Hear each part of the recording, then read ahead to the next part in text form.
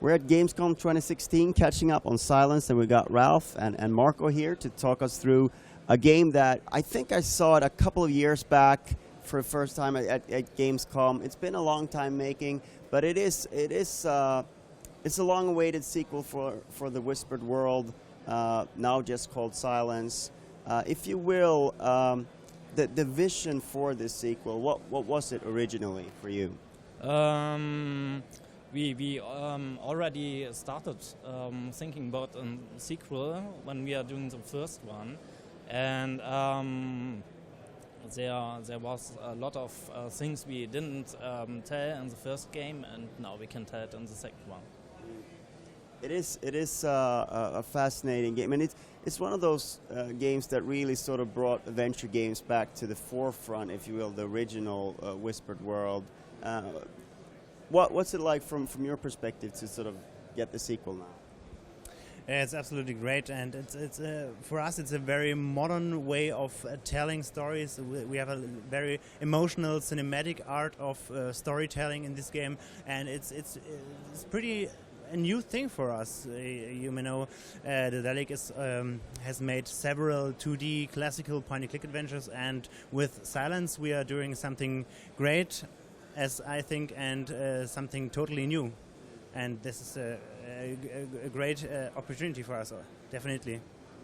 I think what struck me about it, now I saw the intro here, and I saw it 2 years ago, and it's evolved, but I think one thing that you managed to do is get emotion through, and that seems like a very important thing with the game. Yes, that's the most important thing. We do it in 3D because we can have a lot of more emotions in the face and everything with the characters, and the cameras, we can do a lot of more things. Yes. 3D characters, yeah. With 3D characters, but their backgrounds are still in 2D. This is a new technique for us, the camera projection technique, and we have 2D backgrounds from the same artists that have created the Whispered World a long time ago. So we wanted to build this bridge between the 2D backgrounds from the same artists as who worked several times on other 2D games, and with the 3D characters we have a lot of opportunities with the camera shots, close-ups from the face. We could add so much more emotion in this game and get the players emotionally touched with this way of telling. That is interesting.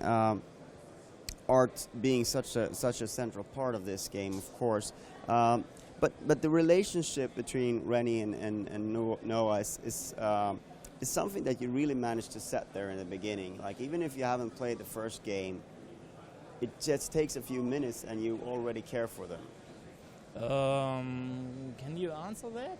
Yeah, absolutely.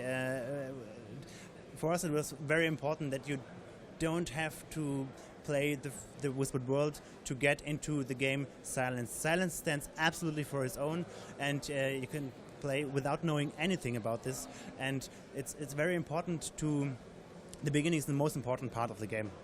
That's absolutely clear, and it was very, very important, but it took a long time to get these emotions in the right way. We wanted to present it right at the beginning. This interaction between Rennie and Noah, his sister, and the siblings, and war, airstrike, everything is set in the beginning, and so I think we have made a very good impact right at the beginning of the game. You will thrown in this story in a very set way at the beginning. I think it's interesting also that because this is something that some players may feel like, oh, you're stepping away from the difficult puzzles, the sort of challenging stuff, and with more of a narrative focus. But can you tell us why that decision was made? Why did you want to make sure that people, progress in the narrative flow? We want to do a modern adventure. We don't want to have 100 items and yes, and we want have a flow in the story, and don't want too much breaks in the story. We want to have go through the whole game in a good flow and good time. It feels like every object that you do interact with, there is sort of a story reward to it. It's not just there to sort of fill up an inventory slot.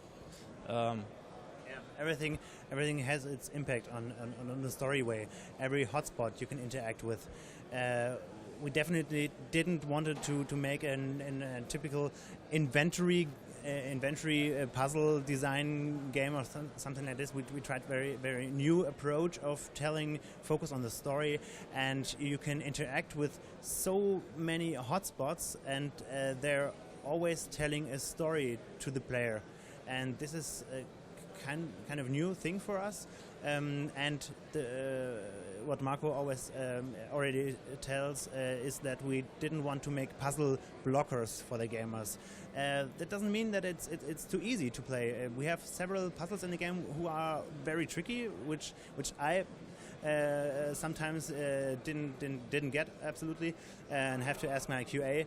But yeah, it's absolutely that we wanted to get the player in the flow and that he can stay there. He has to be in this silence dream world between life and death, and we wanted to let him be there. Yeah.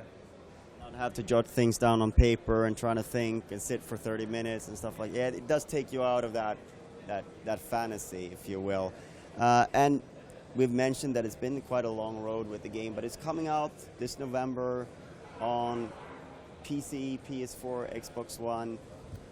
What's it like to sort of finally be close to the end with this? So good. It's wonderful. Now I can't tell that because I've some months between when it's really finished and when I can think about it. Say too soon, right? Yes, now I can't think about it. But I'm very happy. I'm very, very happy. Thank you so much for your time. Thank you. Thank you.